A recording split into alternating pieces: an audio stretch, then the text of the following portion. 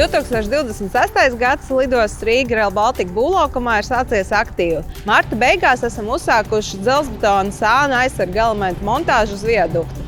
Tam ir divējādas funkcijas. Pirmkārt, tie aizsargā viaduktu tērauda konstrukcijas no laikapstākļu ietekmes, un otrām kārtām tiem ir arī norobežojoša funkcija. Turpināsim to montāžu Imantas dzelzceļa stacijas virzienā apmēram 1 km garumā uz viaduktu.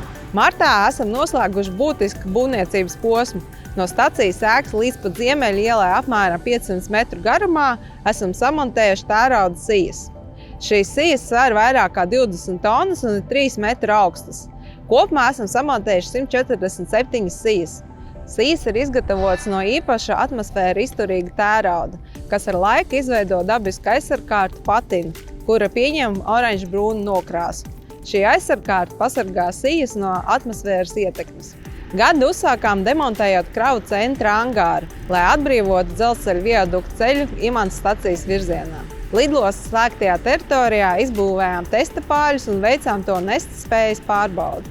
Jaunajā darba zonā darbus veicam secīgi. Sākumā zemes darbi, tad sekoja inženieru tīklu pārbūve, un tad jau pāļu izbūve un balsta betonēšana. Tam seko siju montāža un dzelzbetona klātnes betonēšana. Būvlaukumam izstiepjoties, būvdarba vide nepārtraukti mainās, ieņemot jaunas teritorijas un aprises. Paldies lidostas darbiniekiem un viesiem par pacietību būvdarba laikā.